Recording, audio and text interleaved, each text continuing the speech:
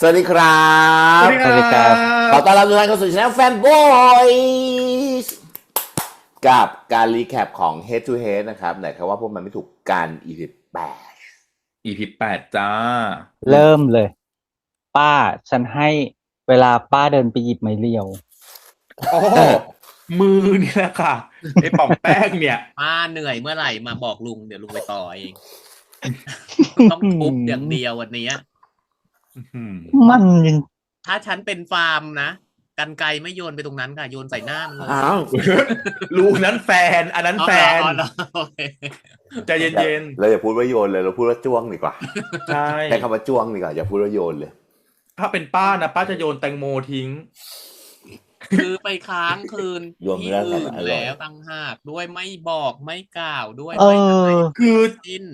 คน ทำเหมื เรา อนไม่ เวลามันมี เป็น แฟ แฟนกัน น อะ อ่ะ ถ้ามันติดต่อไม่ได้มันแทบอยู่ไม่ได้เลยนะเว้ยมันจะต้องพยายามจะหาที่ชาร์จหรืออะไรสักอย่างอ่ะ แล้วประเด็น ถู คือไป ก คือประเด็นคือกูรู้ไงว่ามึงไปกับผู้หญิงคนนี้ แล้วมัน ถู ดู ก กระดีกระดามากมีไลน์อยู่แล้ว ให้น้องเขาติดต่อมาเองจะไปวัดตัวด้วยก็ไม่ให้ไปอุ๊ยสะอึกเลยอาจารย์ ป้าใจเย็นค่ะ หายใจ ไม่ ให้ถู คื ก อ จังหวะก่อนค่ะ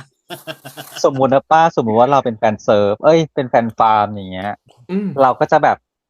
เฮ้ยเราไปเนี่ย เขาต้องเป็นห่วงเราเปล่าวะ ต้องอะไรเปล่าวะเราก็ต้องคอยบอกตลอดเวลาถูกเปล่าวะ เธอจงใจพูดผิดจุกกี้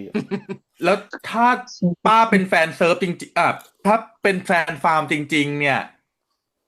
เวลาไปวัดตัวไปอยู่กับคนด่าหลานจนสะอึ เห็ ก นไหม เลยกู เนี่ยสวรรค์มาลงโทษไงเห็นไหม พูดโกหกนะ โน้นเนาะ สวรรค์ลงโทษไงแย่งแฟนลา ฉันก็ไม่ยังแฟน ส่วนอีก พี่ อืม ส่วนอีก ด่าห ค ลาน หนึ่งโมเดลกินอยู่พูดไม่ได้ฉันแฮปปี้มาก ด่าหลานจนสะอึกเลยอะเธอ ไม่แต่มันจริง คือทุกสิ่งที่บอกว่า กูสามารถอะไรนะ บอกตอบคำถามได้ทุกอันเลยอะไรเงี้ย ผมถามคุณแล้วทุกเรื่อง ไม่ได้ค่ะ มึงไปนอนคิดมาแล้ว ไม่แล้วเอาดีๆ คือถ้าวันนั้นแบตหมด ยังไงกูก็ต้องตาลีตาเหลือกกลับบ้าน ถูก หรืออย่าง ก็ น้อย ไงกูก็หาที่ชาร์จอะไรก็ไม่ได้เลยไม่มี power bank เพื่อนก็ไม่มีเลยเจ๊งหมด โอ้ ทุกอย่างไฟบ้านเพื่อนดับเนี้ยยังไงก็กูต้องกลับบ้านอ่ะ ไม่แล้วคือทำไมมันถึงไม่ให้แฟ ๆ นไปด้วย คือถ้าหมดเราไปมีงานกับคนอื่นอ่ะทำไมหรอ ป้าขา ป้า สวรรค์ลงทันป้าจริง สวรรค์ลงโทษมาก สวรรค์คะ ใช่ มันคือหลานรัก แต่ต้องด่าวันนี้ต้องด่าอย่าเพิ่งมาบล็อกกันแบบนี้ เอาอย่างนี้เดี๋ยวพี่ลดทอนความโกรธเคืองให้อย่างนี้แล้วก่อนละกัน อืม สมมุติเขาจงใจให้เรารู้เรื่องราวแบบนี้ แต่ ก็แอบมี จ คิ ริ ด งๆแล้วมันอาจจะมีแบบ hidden agenda อะไรบางอย่างหรือเปล่า เพราะมันเหมือนแบบมันมีอะไรบางอย่างที่มันเหมือนจำได้ไหมที่เขากอดกันแล้วหน้าแบบเจือนๆจำได้ไหม ๆ อืม แล้วก็วันนี้มันเหมือนแบบแล้วหลังจากนั้นมาคือมันใช้ชีวิตด้วยกันมาตลอดถูกป่ะมันน่าจะไม่มีเวลาไปเคลียร์กับไอ้เรื่องที่ทำให้มันกอดแล้วหน้าแบบนั้นอะ คือ จนในวันเนี้ยมันมีเหตุพอดี มันมีเหตุให้แบบว่าได้ห่างกันพอดี ก็เลยไม่รู้ไงว่าเอาไม่ได้เข้าข้างนะคะ แค่มองหาทางความเป็นไปได้เผื่อมันจะทำให้แบบไม้เรียวในมือเนี่ย วางบ้างก็ได้ อะไรอย่างเงี้ย งั้นก็จะเป็นอย่างที่ป้าคิด ก็คือไอ้ป่องแป้งเนี่ย มันยังเลิกกับอีกคนหนึ่งไม่ขาดหรือเปล่า มันมีตัวอะไรซ่อนอยู่เพราะว่าตอนที่ฟาร์มจะลงสตอรี่อ่ะ มันก็ดูตกใจอ่ะ อืม ไม่แต่ทำไมต้องตกใจเนี่ยประเด็น มันต้องมีอีกคนหนึ่งซ่อนอยู่ค่ะ แล้ว คือ วันนี้ สมมุติ ให้ไปเคลียร์ก็โอเค สมมุติว่า ฉัน ว่า ไม่โอเค วันเนี้ย ถ้าวันเนี้ย เราตั้งใจจะไปเคลียร์กับอีกคนนึงเพื่อที่จะมาคบกับฟาร์มเนี่ย อืม ฟาร์มจะทำอะไรเราจะไม่แคร์เลยเว้ย แล้วถ้า เพ ฟาร์ม ราะสุด กินแตง ท้าย โม อะ จะจุด ฟาดฟาร์ม ใช่ เราจะไปเคลียร์กับอีกคนนึงที่มาคบกับฟาร์ม ถ้าฉันเป็นฟาร์มฉันจะไม่อะไรเลยคืออะไรวะงง แต่คบกับ คือ ฟาร์มมาตั้งเป็นอาทิตย์แล้วนะ ใช่ คือถ้าเราจะไปเคลียร์กับอินน้องนางเอสักอย่างนี่แหละ ถ้าเราจะไปเคลียร์อยู่แล้วว่าวันนี้เราจะเลิกนะ ถึงแม้ว่าฟาร์มมันจะถ่ายรูปข้อมือเราไปลงเราจะไม่สนใจ เราจะได้ถ่ายได้เลยไม่กังวลเลย เพราะยังไงถ้าน้องนางเอเห็นปุ๊บรู้อยู่แล้วว่าวันนี้จะไปบอกเลิกนึกออกปะจะไม่กังวลไงแต่นี่มันกังวลนะมันแปลกไง คือพี่ว่าส่วนตัวพี่ว่าไม่น่าจะใช่เรื่องเรื่องเรื่อง นาง อย่าง เอ เรื่องนางเอนางบีนางซีอะไรอย่างเงี้ย มันน่าจะเป็นเรื่องอะไรที่มันหนึ่ง family หรือเปล่า family issue หรือเปล่า ตุยหมดแล้ว เหรอ ใช่ ก็ แต่มัน นางอยู่ เหลือแต่พ่อ ใช้ชีวิตคน ของ เดียว ฟาร์มไง เหลือ ที่ แต่ บอก ฝั่ง ว่า ฟาร์มเออ เพราะว่านางพาไปไหว้มาแล้ว พ่อแม่อะอยู่ที่กำแพงวัดทั้งคู่ ใช่ใช่หมายความว่าไม่แบบ family issue ที่มันไม่ใช่พ่อแม่อะนึกออกปะคนที่เคยดูแลเขามาอะไรอย่างเงี้ยไม่รู้อะว่าแบบเขาอยู่กับป้ากับลุงหรืออะไรอย่างงี้หรือเปล่าไงหมายความว่าก่อนหน้านี้ไงนึกออกปะไม่รู้คือส่วนตัวพี่รู้สึกว่าอันนี้พยายามหาช่องให้แล้วนะลูกนะ หาช่องให้แล้วนะเผื่อจะ รับบทป แต่ กป้องขึ้นมาเลย กลัวหลานไม่รักขึ้นมาเลย เอาตรงๆมาเอาตรงๆมาแต่ถ้าสมมติว่าทรยศฟาร์มเมื่อไหร่คุณจัดหนักกว่าอีพวก3 คนนี้อีกนะ ไม่ใช่หรอกต่อให้อิชูเหตุผลอะไรก็แล้วแต่นะ มันไม่ควรหายไปเลย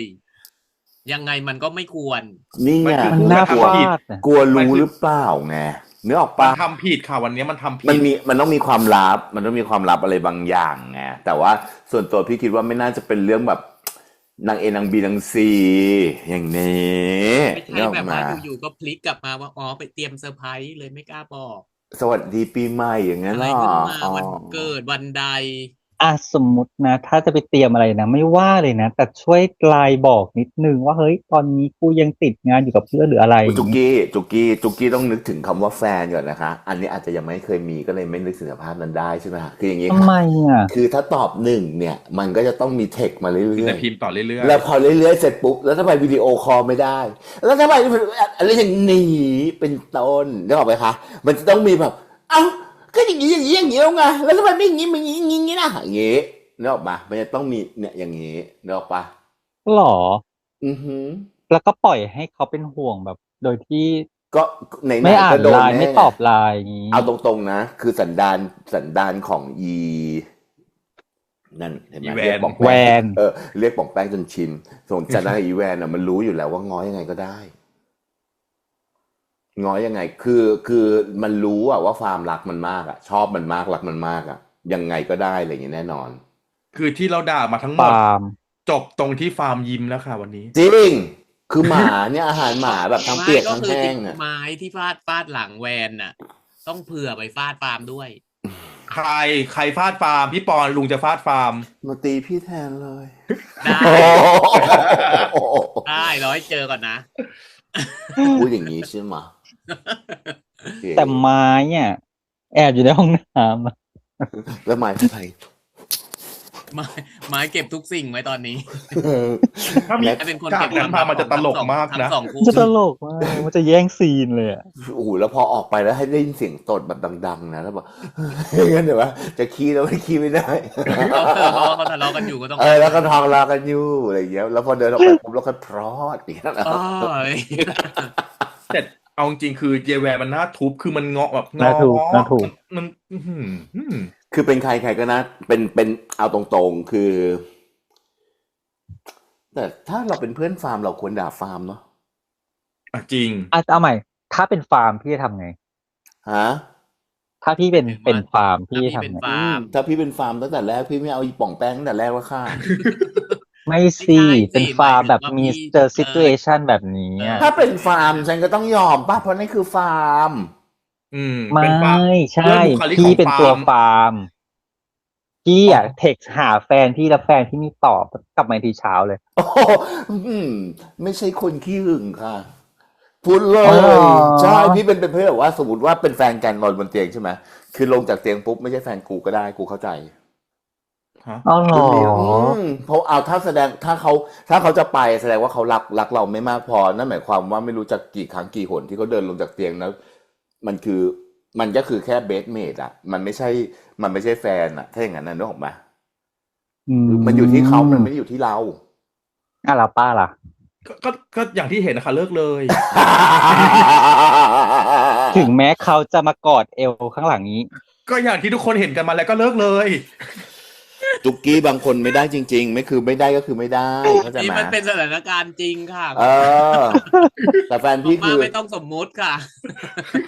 แล้วพี่มันไม่ใช่คนขี้หึงไงสมมุตินะ คือบอกว่าไปกันนี้นะแล้วคือไม่ได้ติดต่อไม่อะไรมาอย่างเงี้ยเท็กซ์ไปแล้วไม่อ่านนะก็คือไม่อ่านถามว่างอนไหมก็คงงอนแหละแต่ก็คือแบบว่าอ้าวก็ถ้าเลือกจะไป แล้วก็ไม่คิดจะติดต่อแสดงว่าเขาเลือกแล้ว แล้วเราจะเดือดร้อนทำไมในเมื่อเขาเลือกอ่ะไม่ใช่เราเลือก ถูกแต่เนี่ยคือฟาร์มมันเลือกที่จะเจ็บไว้กับตัว อะไรอย่างนี้ไงนาง แล้ จะ วลุ เลื ง อก อะ แล้วไง นางจะเลือกไม่เจ็บแล้วไง แต่โดนกอดสวมกอดมาจากข้างหลังไงเห็นไหม ไม่เลิก แล้วลุงอะ ลุงเหรอลุงก็อาจจะเป็นแบบฟาร์มเลยนะ เอา โมโหไม่หมายถึงว่ากูโมโหก่อนกูโมโหอ่ะกูโมโห กูจะตาเขียว อย่างที่ ตา บอ เขีย กอะ ปัด ว่า นะ กันไกรอะจะไม่ลงบนโต๊ะอะ หรอเรื่องนักศึกษาเปื้อนเลือดเลยเหรอลุง จ้วงเหรอ ไม่จ้วงหรอกแต่หมายถึงว่าถ้าโยนอะคือก็ไม่โยนส่งใส่โต๊ะโยนใส่มันเลย ลุงต้องทำอย่างนี้เลยนะคะ โยนแล้วพร้อมทำอย่างนี้ด้วยค่ะ ต้องพร้อมอย่างนี้ด้วยนะคะ ไม่โยนอย่างนี้พี่ปอน ใส่ตัวเอง โอ้โหตายแล้ว โยนใส่ตัวเอง น่าสงสาร เออ ไม่เอาเข้าจริงแล้วคือพี่ว่ามันมีคนอย่างฟาร์มนะ มี อย่าง ฉัน พี่ เนี่ย หรอ ใช่ อ๋อพี่ปอน เห็นแล้วแบบ ขนา คิดว่าตัวเองจะน่าจะเป็นอย่าง ไป นี้ ดู เลย หลังคาเขาได้ก็นางก็คงจะเป็นประมาณนั้นแหละพี่ปอน แล้วนั่งรถเมล์ด้วยนะ ไม่แล้วแบบถ้าเท็กซ์หาเราไม่ตอบฉันว่าฉันหงุดหงิดแบบนี้เลยอ่ะใช่เลยอ่ะ ไอ้หงุดหงิดอะมันคงหงุดหงิดก็คงมีแหละแต่หมายถึง แต่ ว่า จะไม่ทำลายเขานะ แต่จุกกี้จะหมายถึงว่าแบบว่าพอเขามากอดปุ๊บก็หายอย่างเงี้ยเหรอก็ยิ้มอย่างเงี้ยเลยเหรอ ก็อาจจะไม่ถึงกับยิ้มขนาดนั้น แต่แบบมันก็เบาลงอะไรอย่างเงี้ โด ย นเขาง้อปุ๊บก็คือก็โอเคครบต่อ ก็อาจจะไม่ได้หายเลยในทันทีแต่แบบ เธออย่ามาพูดเลยถ้าพูดเด็กขนาด เล่นตัวหน่อย เธแบบสองมือลงกระเป๋าสองเท้าก็เข้ามาแน่ แต่ฟาร์มหายทันทีไง ๆ แต่ฟาร์มมันหายทันที ไม่หรอกป้าลุงว่านางไม่หายทันที แต่นางอ่ะยิ้ม เบาลง ยิ้มอ่ะยิ้มให้กับตัวเอง แต่นางจะยังไม่หายทันที มันคือมันเสียใจไปแล้วเนาะมันก็ต้องจำแหละ มันรู้สึกอยู่แหละแล้วพอถ้าเกิดอะไรแบบนี้ขึ้นอีกอ่ะ มันจะ มันจะไม่เชื่อแล้วไง ขุดมาพูดเว้ยเวลาถ้าทะเลาะกันอ่ะ แล้วมัน ไม่ น่า แต่ รำคาญ แต่ เนี่ย ถ้า เว มั ลาน มีครั้งหน้าลุงว่า อืม ฟาร์มอาจจะเลือกที่จะเดินออกมาเองก็ได้นะ คือส่วนตัวมันเป็น กลับมาเป็นเพื่อนเองอ่ะ คือการเจออะไรแบบนี้มันรู้สึกว่ามันกวนใจ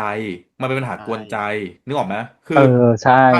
ครั้งแรกเข็นไปนัวกับผู้หญิงคนหนึ่งที่ผับ อันนี้หายไปกับผู้หญิงอีกคนหนึ่งคือ มันรู้สึกแบบ มันข้อเป็นปัญหากวนใจแล้วมันไม่เฮลตี้ในความรักอ่ะอย่างเงี้ย มันเป็นเหตุการณ์ อื ซ้ำๆอะ ม อืม ใช่ แหว แล้วมันกังวล หาเหตุผลให้แล้วนะ แล้ว ขอให้เรื่องมัน ฟาร์มทำ เป็นอย่างนี้นะลูกนะ ฟาร์มทำดีที่สุดแล้วคือจะหยิบบุหรี่ขึ้นมาสูบยังแบบเก็บเข้าซองเลยอ่ะแล้วทำไมอ่ะ คือนะตอนนี้เนาะอีกคนนึงอาจจะนึกถึงอีกคนนึง อืม แต่นึกถึงเหตุคนอีกคนนึงด้วย แต่อีกฝั่งนึงอ่ะ ไม่รู้เราไม่รู้อะไรเลย ที่พูดมาทั้งหมด อันนี้คือแวนนะลูกแต่พวกเรายังรักหลานเหมือนเดิมนะ อืม และป่องแป้งนะลูกนะ ไม่ต้องกลัวว่าจะโดนไม่อะไรนะที่นางโพสต์ไว้อะไรนะป้า มีแววว่าจะโดนอีกแล้ว ไม่ต้องแววลูกได้ยินเต็มเลย ตาย เอาเลย แล้ว เอาเลยปะล่ะ ไม่เคยด่าใครโดนตะอึกมาก่อนเลยอ่ะ move next ค่ะ next อะ ต่อมาที่คู่ของ คุณแม่ เจจินบ้าง ยังไง นี่ก็ไม่เลิกแก้วมังกร อืม หมายถึงแก้วมังกรหรือแตงโมคะ ลูกพี่ ฮะ ปอนพี่ปอนไงก็เนี่ยพี่ปอนแล้วก็แตงโมลูกก็เลยเป็นแก้วมังกรนี่ไง แต่ฉันกินหมดนะเม็ดมดฉันกินหมดเลยนะ รู้ครับ แต่เอาจริง เปลือกก็อาจจะกินด้วยก็ได้ ปอกแล้วเอาไปแบบลอยนะแล้วก็ไปตักให้นั่นไงเดี๋ยวเราจะได้มีคลิปตุยคารีแคปเพราะว่าสำลักเม็ดแตงโม เม็ดแตงโมทำอะไรหลอดลมฉันไม่ได้หรอกหลอดลมฉันใหญ่ อ๋อ ดูรูหมูก โอเค มาคันนี้คือเจมานะถึงตอนจุดนี้แล้วอะมันจะต้องบอกแล้วปะ ส่วนตัว ไม่บอกไม่ได้แล้วอะ ควรจต้งบอกแล้วอะคิดเหมือนกัน มัน คือถ้าเรื่อง มัน พ่อ มันมาจนแบบ ลุงยังพอเข้าใจได้นะว่าเขาอยากให้แม่เป็นคนพูดเอง อืม อืม คืออยากให้แม่เป็นคนบอก แต่ว่าเรื่องอื่นเนี่ยจริงๆมันมีจังหวะให้บอกแล้วด้วยนะ ที่จินถามว่ามึงฝันเห็นพ่อกูเหรอจริงๆมันบอกได้นะมันเลือกที่จะบอกแค่นั้นก็ได้ว่ากูเห็น คือมันเป็นแค่ความฝันนะเนาะ มึงก็ด่ากราดเขาแค่นั้นก็ได้เลือกบอกแค่นั้นก็ได้ ไม่ต้องบอกว่าหลังจากนั้นเกิดอะไรขึ้นถ้าไม่กล้าไม่อยากบอกให้เขากังวลเขาบอกว่ากูเห็นว่าเขากลับมา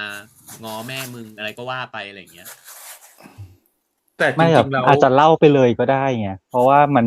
เหมือนแบบแค่ความฝันมันยังไม่ใช่ มัน ค ยั วาง ม ไม่ได้ จริง เกิด อะ อะ ไม่รู้ว่ามันจริงหรือเปล่าด้วย อะไรแบบเนี้ย ไม่แต่ในบริบทนี้คือนางเห็นแล้วเป็นจริงไง ไม่แต่คือถ้าเราแบบเรามีเรื่องราวที่ฝันแล้วเป็นจริงฝันแล้วเป็นจริง แต่เราฝันเห็นแม่เพื่อนตุยอ่ะ มันก็ต้องบอกไหมอ่ะ ตอนเนี้ยมันควรบอกแหละฉันว่าถ้าเป็นฉันนะ แล้วเป็นแฟนที่แบบใช้อืมใช้ความร่วมหัวจมท้ายกันขนาดเนี้ย มันควรจะต้องบอกหน่อยปะ มีเรื่องใหญ่แล้วอะ พี่ว่าจริง ๆแล้วนะเอาส่วนตัวนะพี่ว่าหนึ่งคือมันเป็นวิธีการตัดสินใจในช่วงวัยนี้ คือเหมือนแบบพยายามจะอยากจะแบกรับอะไรไว้ให้ทุกอย่างโดยที่แบบว่าไม่อยากให้คนรักต้องมานั่งแบบเพราะรู้ว่าคนที่ตัวเองรักอ่ะไม่ชอบพ่ออะไรอย่างเงี้ยใช่ไหมล่ะก็เลยแบบแล้วก็ประกอบกับเห็นภาพเป็นแบบนั้นอีกอะไรอย่างเงี้ยก็เลยคิดว่าแบบว่ามันไม่ได้อยากให้เรื่องราวนี้มันเกิดขึ้น แล้วมันก็จะอยากให้เป็นคนแก้ไขปัญหาทุกอย่างเองอะไรอย่างเงี้ยเพราะมันเป็นคนเห็นอนาคตเองไงกูต้องช่วยมึงให้ได้อะไรอย่างเงี้ยแล้วเชื่อว่าถ้าพูดไปนางก็คงแบบดื้อก็ดื้ออะไรอย่างเงี้ยก็กูไม่เอากูไม่ได้อะไรอย่างเงี้ยมันก็เราก็เห็นอยู่เนาะพอพูดถึงพ่อปุ๊บกูไม่อยากไม่ได้พูดถึงเขาอะไรอย่างเงี้ยก็เลยรู้สึกว่าโอเคถ้ามันเป็นการตัดสินใจตามช่วงวัยอ่ะพี่ว่ามันเป็นไปได้ แต่ก็เข้าใจพวกเราเนอะเพราะพวกเราก็รู้สึกว่า ก็แค่พูดไงคะเรื่องเราแต่ถ้าแค่พูดปุ๊บเรื่องราวก็ไม่เกิดค่ะ อะไรแบบนี้หรือเปล่าอันนี้หรือเปล่าเนอะ มันก็จริง แต่ว่าคือแต่ส่วนตัวพี่รู้สึกแบบมันมีความแบบลำไยน้อยหน้าแก้วมังกรอยู่ในบางทีเนอะปะคือมันดูแล้วรู้สึกแบบ มันอึดอัดอะมันอึดอัดในความแบบหนูลูกคือเอาง่ายๆนะต่อให้เป็นช่วงวัยไหนก็แล้วแต่มันคุยกัน ขนาดหนูยังเลือกที่จะคุยกับฟาร์มแบบนั้นเลยคือก็สร้างเรื่องสักอย่างหนึ่งขึ้นมาก็ได้ แล้วก็แซงว่ามันเป็นเรื่องหนังงานเรื่องอย่างงู้นแล้วอย่างนี้ แล้วก็ทำให้มันเข้าใจภาพก็ได้เนอะอะไรอย่างเงี้ยอะไรประมาณนั้น อย่างที่เขาเล่าให้ฟาร์มฟังอ่ะ มันก็ดูเป็นแบบอีกอนาเตอร์มีของเขาที่เขาเล่าให้เพื่อนฟังได้อะไรอย่างเงี้ย ซึ่งพอพี่รู้แบบนี้มันก็เลยรู้สึกแบบว่า ต่อให้ไม่เล่าตรงๆก็สามารถสาธกยกตัวอย่างอะไรก็ว่ากันมาเนอะไหมอะไรอย่างนี้เป็นต้น ก็เลยแบบก็เลยมีความรู้สึกแบบอะไรวะอะไรเงี้ยอยู่บางทีไม่พูดสักทีเนี่ยมันก็เลยดูเหมือนเรื่องมันไม่เดินเท่าไหร่รู้สึกว่าเขาเอาปมทุกปมที่มันยังไม่คลายอ่ะ เอามาย้ำว่ายังมีว่าปมนี้ยังอยู่ ขมวดอีกอย่างเงี้ยมันแบบมาผูกให้เราเห็นอีกทีนึงอ่ะซึ่งเรารู้สึกว่าฉันเห็นแล้วฉันรู้แล้วฉันเห็นแล้วฉันรู้แล้วอะไรอย่างเงี้ยแล้วยังมีปมใหม่เพิ่มอีกนะคือการที่จีนหายตัวไปคือรู้สึกว่าโอเคมันมีเอาปมนั้นมาเพื่อต่อยอดอีกปมหนึ่งอะไรเงี้ยแต่เราส่วนตัวพี่รู้สึกว่ามันเยอะแบบว่านะมันย้ำเยอะย้ำจน ย้ำเยอะจนเรารู้สึกว่าฉากที่จะปล่อยจอยได้ มันก็ถูกอะไรบางอย่างมาอินเทอร์รัปก่อนหน้าจนบางทีมันยังออกจากความรู้สึกที่แบบทำไมไม่พูดทำไมอย่างนั้นทำไมอย่างนี้อยู่อ่ะมันก็เลยแบบฉากน่ารักกุ๊กกิ๊กมันก็เลยแบบมันจะพูดอะไรพี่ว่าจังหวะของ EP นี้เนี่ยมันบางทีมันขาดบางทีมันเกินบางทีมันแบบว่ามันปล่อยเอื่อยบางทีมันแบบเฮ้ยอะไรนะอะไรอย่างเงี้ยนึกออกมาบางทีมันเร็วจนแบบฮะมันใส่มายัดจนเร็วจนแบบฮะแต่บางทีคือเอื่อยแบบฮะเหมือนกันอะไรอย่างเงี้ยคือดูแล้วจังหวะมันแบบมันมีไม่ชินไม่ค่อยชินกับจังหวะแบบนี้สักเท่าไหร่ยังไม่ชินเท่าไหร่ดูแล้วแบบมันเก็ตคือ EP เนี้ยมันจะดูแล้วเราจะเห็นความน่ารักกันเข้าคู่กันของ4 ทีมเนาะน่ารักแต่มันจะแบบ อย่างที่พี่ปอนบอก ไดนามิกมันดูแบบว่าขาดช่วงเนาะขาดช่วงเป็นห่วงเป็นตอนมันอื่นอ่ะมันอื่นโดย มัน แบ ไม่ บ ได้แบบมันมีความรู้สึกอึนอยู่ในบรรยากาศความน่ารักการแสดงความรักอ่ะ คือเขาย้ำจนเรารู้สึกว่าตัวของเจโรมอ่ะมันปกปิดอ่ะแล้วเรารู้สึกว่าไอฉากกุ๊กกิ๊กอ่ะมันกำลัง มัน กุ๊ ไม่ ก จริ กิ๊ก ง เพื่อ อ่ะกบ เพื่อ เก ป ลื่ ก อน ปิดหรือเปล่าวะมันกลบเกลื่อนอยู่หรือเปล่าจนเราแบบ โอ๊ยนึกออกไหมอืม คือ แต่ เสีย คือ ดาย สุดท้ายยังไง เสีย ไม่ ดาย น่า ความ ปก น่า ปิ รั ด กของตัวละครที่มันออกมาแบบนั้น น่ารัก เพ ไหม ราะว่า น่ารั เรา กมากเนาะ มันน่า ไอ รัก ฉาก มาก แบบ แต่ว่า เบะ แต่มัน ทำ ดู ปาก แล้ว เป็ดอ้อน แต่ อะไร มันรู้ เงี้ สึ ย กเพื่อกบเกลื่อนอ่ะมันเลยก็เลยคือสุกไม่สุดอ่ะทำให้พวกเรามันสุกไม่สุดอ่ะมันไม่เหมือนแบบคือถ้าซีนแบบมันไม่มีอะไรปกปิดแล้วมันเป็นแบบเนี้ยอุ๊ยพี่ว่าเราน่าจะรู้สึกดีกว่านี้ ส่วนซีนที่ป้าบอกทำหน้าอ้อนอ่ะ แล้วหลังจากที่จินกลับมา เอาอะไรนะ สมุดโน้ ส ต มุด โน้ต มาทำไมลุงสงสัยนะว่าต้องให้หยิบมาจากบ้านทำไม เพราะว่าเดี๋ยวก็จะต้องกลับ เดี๋ ไป ยวก็ แล้ว ก ก็ ลับ ไป ไป ได้มัน ที่ เขียน บ้าน อีกอ แล้ว ยู่ ก็ ดี ไปติดกำแพง คือ ตอนแรกอะ ลุง คิด แอบ ว่า นะ เอามาเพื่อที่จะวาดเลยเพื่อจะไม่ลืมหรืออะไรอย่างเงี้ย เอามาปุ๊บก็แค่เปิดดูหน้าเดิมหน้าที่วาดรูปรถชนแล้วก็จบเลย แล้วก็หันไปดูจินแค่นั้นจบเลย คือไม่รู้ว่าเอามาทำไมอะ คือส่วนตัวพี่ว่าอย่างนี้หรือเปล่า หรือ โอนเขาอยากจะแบบเปิดแล้วให้เห็นว่าเฮ้ยมันไม่มีเหมือนคราวนั้นไงมัน หรือ เปิดแล้วมั ต้ น อง ไม่มี การอยากจะเห็น อยาก ภาพ จะมา ที่ พิ ฝัน สูจน์ เห็นจริง อืม ๆ ว่าภาพมันเป็นแบบไหนกันแน่วะอะไรเงี้ย เพราะ หรือ ว่า เปล่า มันมีอันหนึงที่เปิดไปเราไม่เจอที่เขียนที่ไม่เจอหน้าที่วาดเงี้ยก็เลยจะเอามาพิสูจน์หรือเปล่า แต่ว่าอาจจะยังเล่าไม่ได้แบบชัดขนาดนั้น หมายถึงว่าไปพิสูจน์ที่บ้านก็ได้ ก็ก็จริงแล้วก็คือแบบไม่ได้อยากให้เขาไม่อยากให้ ไม่ เขา อยาก เปิ ให้ ด เขาเห็นนะ แต่ก็ คือไปบอกให้เขาหยิบมาแต่ไม่อยาก ใจร้อนไงอยากเปิดเลยอยากรู้เลย ได้ไหม ได้ ได้ เพราะว่า เพราะถ้า เจโรม ถ้า ทำอะไร ฉันอ ก็ ยาก ไม่ผิ เห็ ด นเลยอ่ะ อืม ถ้าฉันอยากเห็นเลย แต่ ฉันก็ต้องดูปุ๊บไป บอ เอา กตาม เลย ตรงนะมันในบางช่วงบางตอนทำให้เรารู้สึกไม่เชื่อพอมันมีความกบเกลื่อนเข้ามาพูดใช่ไหมเอาตรงๆนะมันสภาวะวันนี้ที่มันน่ารักกบเกลื่อนหมดเลย อืม จนเรา กบเกลื่อนอะไรอยู่ จนเรารู้สึกว่าบางทีบางเรื่องมันดูแองเกิลมันแปลกๆจนกบเกลื่อนจนกลายมาเป็นเอาตรงๆนะอันเนี้ยกบเกลื่อนจนเฟกอะไม่ได้รู้สึกอะนึกออกปะ เรากลายเป็นว่าเราไม่ได้อินกับซีนกุ๊กกิ๊กอ่ะ ดูน่ารักจังเลยแต่ว่าทำไมรู้สึกไม่สุดอะเราก็ไม่ได้อินไปกับมันอะไรเงี้ย เพราะว่าอย่างที่บอกเลยมันดูแล้วมันมีความอึนอยู่ในนั้นน่ะ พี่ว่าวันนี้ อาบน้ำให้อย่างเงี้ย เขาก็น่าจะเป็นแบบนี่แหละสิ่งที่เขาต้องการหรือเปล่าไม่รู้แต่ว่าส่วนตัวพี่รู้สึกว่าวันเนี้ยคือถ้าจะเป็นแบบนั้นจริงๆส่วนตัวพี่รู้สึกว่าไดนามิกมันตกล่องอ่ะมันไม่ค่อยไหลมันไม่ค่อยโฟลว์มันไม่เหมือนอีพีที่แล้วนะพี่ว่าอีพีที่แล้วมันโฟลว์กว่าดูไดนามิกของทั้งบททั้งการแสดงเนาะแล้วก็เรื่องการเข้าตัวละครการดำเนินเรื่องพี่ว่ามันแบบมันกระชับกว่านี้แล้วก็จังหวะมันเป็นจังหวะสากลกว่านี้อันนี้มันดูแล้วรู้สึกแบบทำไมอันนี้มันต้องปล่อยภาพทิ้งวะ คือพอเป็นฉากที่ไม่กบเกลื่อนไม่ปกปิดอ่ะโคตรน่ารักเลยไม่ว่าจะเป็นฉากที่ฝันร้ายตื่นมาแล้วโผล่เข้าไปกอดแล้วแม่รีแอคอย่างเงี้ยโคตรน่ารักเลยหรือว่าฉากตอนที่น้องจินอยู่กับแม่แล้วแม่พูดเรื่องพ่อแม่พยายามจะพูดเรื่องพ่ออะแล้วน้องจินแบบไม่เอาคือมันดูน่ารักมากเลยเนาะพอเป็นฉากที่ไม่มีการกบเกลื่อนเกิดขึ้นอ่ะเสียดายแล้วก็ฉากสุดท้ายเงี้ยที่แบบเห็นพ่อ ป้าค้าง เห็น ค่ะ พ่อ เห็นพ่ออะไรคะ เห็น เห็นพ่ พ่ อ อ ค่ะ เมื่อกี้มันอยู่อย่างนี้ค่ะ เเมื่อกี้ป้าอยู่อย่างนี้ค่ะ เห็นพ่ออะไรนะ เห็นพ่อแล้วพุ่งเข้าไปจูบ อันเนี้ยน่ารักเลยนะ มัน ดูแบบ situation ที่ไม่ได้กบเกลื่อนอะไม่ได้เล่นกบเกลื่อนอะไรเงี้ยน่ารักใช่น่ารักอันนั้นน่ารักเลยอันนี้ขอไม่เห็นด้วยไม่ใช่หมายถึงว่าขอเห็นต่างไม่ใช่ไม่เห็นด้วยก็คือพี่ส่วนตัวพี่รู้สึกว่าแบบมันเอาเรื่องราวแบบนี้มางัดงานกันหรออะไรเงี้ยแค่เนี้ยเนี่ยแหละมันพอมันมี1 2 3แบบนี้ไงมันก็เลยกลายมาเป็นแบบนึกออกมามันเหมือนเด็กเลี้ยงแกะบอกว่าแกะมาจนแกะมาจริงอ่ะหมดฟาร์มค้าอย่างเงี้ยปล่อยให้เห็นมันก็จบแล้วนะจริงๆจริงไหมแต่ฉันเห็นลุงจิกหัวเลยนะตอนที่ พ่อมาลุงจิกอย่างนี้เลยนะ เหรอลุงจิกเหรอ ค่ะ ไม่แต่ว่าเอาตรงๆนะ ปล่อยให้เห็นก็จบเลยนะ คือหมายความว่าคือจะได้รู้ไปเลยว่ายังไงวะอะไรอย่างเงี้ยนึกออก จะ ปะ ได้ทางเลือกหนึ่งสักทีเนาะ อืม ไม่เห็นไม่ได้ไงคือกลัวว่าถ้าเห็นปุ๊บเนี่ย มันจะเกิดเรื่องแบบที่เกิดอุบัติเหตุจริง ก็ใช่ไง ๆ เพราะว่า แต่ว่า คนอย่าง อย่าง อะไร จีน นะ จีน อย่างจินอ่ะ ถ้าเห็นปุ๊บจะหัวร้อนแล้วก็พุ่งออกไปเลย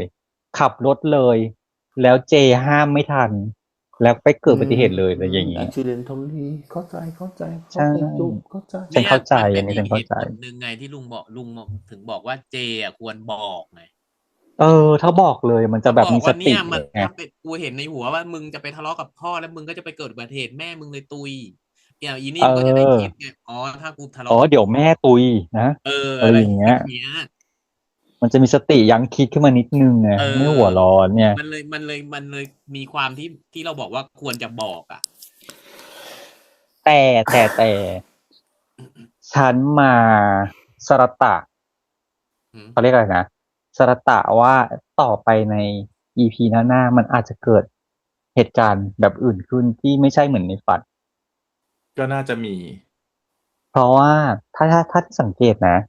ตอนเนี้ยตัวของเจอ่ะโดนแทนหมดเลย ฉันน่ะกลัวจะจบแบบที่ลุงชอบ ไม่เรื่องนี้ฟิลกูเจ๊ ไม่เรื่องตอนเนี้ยมันเป็นเรื่องพิสูจน์ได้แล้วว่ามันไม่ใช่เหตุการณ์ Butterfly Effect แล้วทั้งนั้นนะเพราะว่า คือ เจโดนเจมารับเคราะห์ตรงนั้นแทนแล้ว แต่ก็ยังเหตุ เจ การ รั ณ์ บ นั้น เคราะห์ ก็ยังเกิดอยู่ ยังเกิดเหมือนเดิม แต่ว่ามันจะเบาลงไงฉันน่ะ เบาก ลัว เหรอ กลัวว่า แม่ เดี๋ยว เบาเหรอ ชุด ไม่ ดำเลยนะ หมายถึง หมายถึงตัวของจินน่ะ แทนที่จะเกิดอุบัติเหตุที่รถพุ่งไปชนเสาใช่ไหมก็คือเป็นท่อนเหล็กส่วนใส่หัวแล้วเป็นแผลตรงนี้ ไม่ถึงกับแบบ ไม่ใช่ ขนาด สิ นั้น หมายถึงว่าในหัวสิ่งที่เห็นภาพก็คืออีก2 ปีข้างหน้าเห็นไหมล่ะก็ไปอุบัติเหตุ ใช่ กับแม่ตัวอยู่ดีไง อันนี้ เหตุการณ์ยัง คือ น่ะ ไม่เปลี่ยน ฉันน่ะกลัวว่าเดี๋ยวพอถึงเหตุการณ์จริงๆอะว่าแม่จะไม่ถึงขั้นตุยแต่อาจจะแบบแค่อุบัติเหตุเข้าโรงพยาบาลเฉยๆแต่คนที่จะตุยกลายเป็นเจแทน เอา แล้วเจก็จะหายไป เหมือนกับที่จินหายไปในความฝัน อย่างเงี้ย เจก็จะหายไป ตุยแล้วหายไปเลยไงตุยแล้วตัวละครตัวนี้ก็จะแบบนั่น ถ้า ไปเลย เทียบกับไตเติ้ลแล้วที่เขาทำมาเป็นกระดุกกระดุกกระดุกกระดุกกระดุกไม่มีทางจุกกี้ไม่มีทางแฟชั่นเจทูเจเฮดทูเฮดกึจักกึจัก แต่ถ้าเจจุกหายไปจะเป็นยังไงคะ เฮ้ฮ่าฮู้ฮู้เงี้ย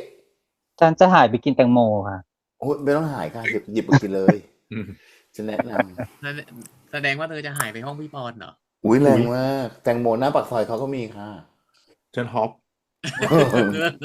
เธอไม่ได้ฮอปค่ะเธอจะอึกค่ะ เธอจะอึกเธออย่ามาจะแซงว่าฮอป ไม่หายเลย ฟ้า วัน ล นี้ งโทษเนี่ย แค่นี้ก่อนได้ไหมคะ อยากไปดื่มน้ำสักลิตรนึงค่ะตอนนี้ ได้เอาเป็นว่าอย่างนี้แล้วกันเรามาชวนทุกคนมาพูดมาคุยกันแล้วกันนะครับว่า ยังไงเห็นด้วยกับทฤษฎีไหนของใครยังไงบ้างนะจ๊ะ ก็มาเล่ามาฟังกันนะครับแต่ว่า